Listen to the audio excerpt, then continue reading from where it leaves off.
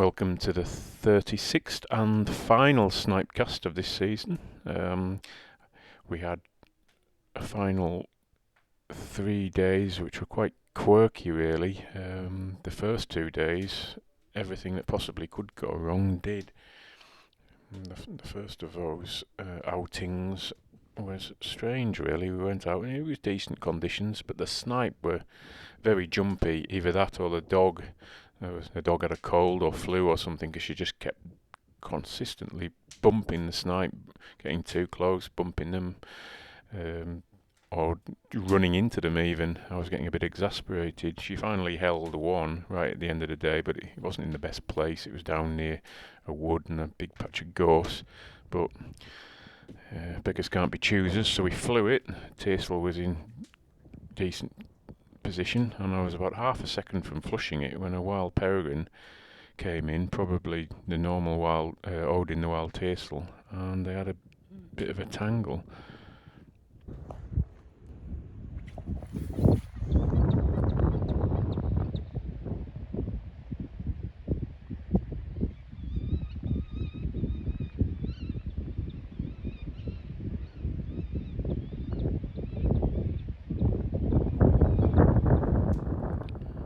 I wasn't unduly worried at the time, but then after they had a bit of a spat, he just straight lined off the hill and down onto the coast, and I picked him up about an hour later, messing about with some crows.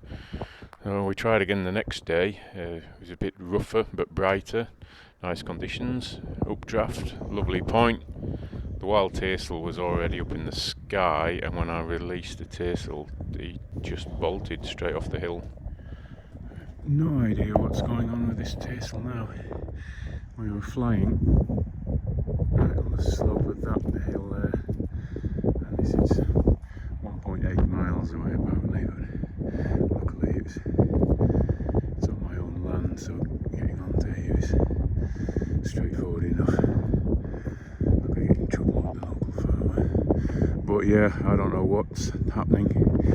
That's twice now, he just bolted straight off the hill. So whether it's some territorial secret body language thing with the other taisel, he was flying fine the other day until another peregrine turned up, and then he was gone. And then today, gone straight off the fist. Never even looked back, which is really odd. Been flying here for 3 years. So might be a good time to call it quits for the season.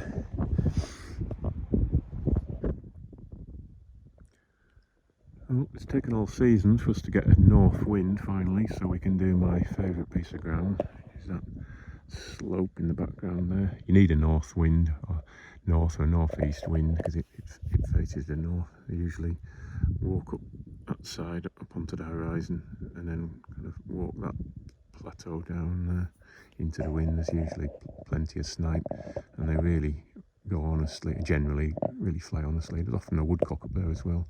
Really lovely ground up there, lovely views, everything about it's good, but you need this chilly cold fronts with a north wind to be able to do it, so it really limits us.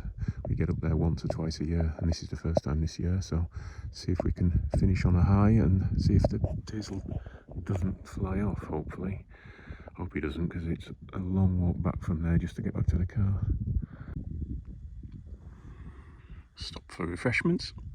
That is one hell of a walk.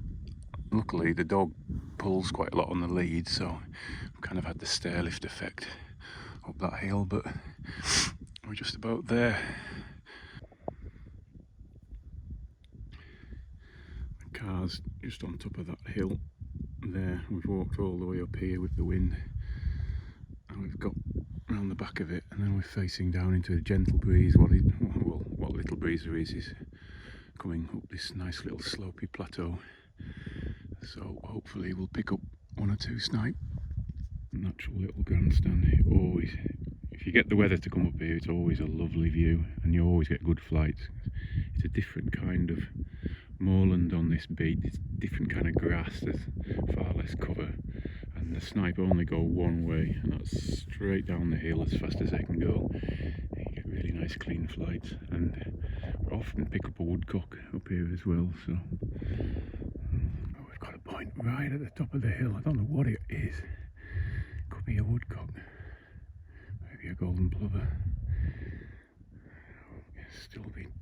nervous until that tassel starts weighing on normally. He's getting up there nicely now. At least we'll get a flight.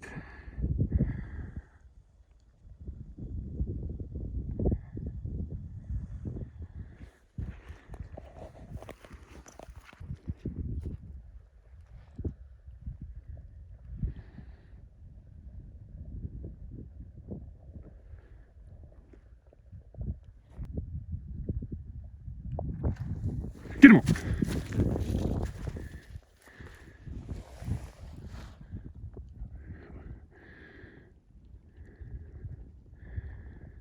Took feathers out of it. You might have that. You might just have that.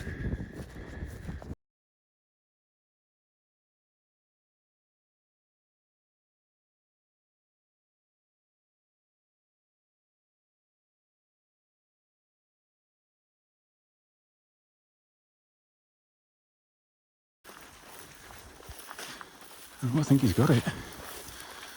Oh, you beauty. You little beauty. Okay, it wasn't a 1,000-foot barnstormer, but in the context of what was been happening on the previous 2 days, it was great just to finish on a positive note.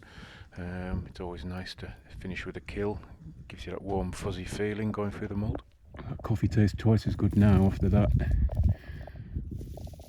That was like a good walk in Scotland grouse soaking that. Talking of bonny Scotland, you can just make it out across the water, up the coast. What a day, what a view, what a way to finish. So, that's me, Jake the Tassel, Odin the Wild Tassel, Frost the Dog, signing off, and we'll see you next season, hopefully, on the next series of the Snipecast.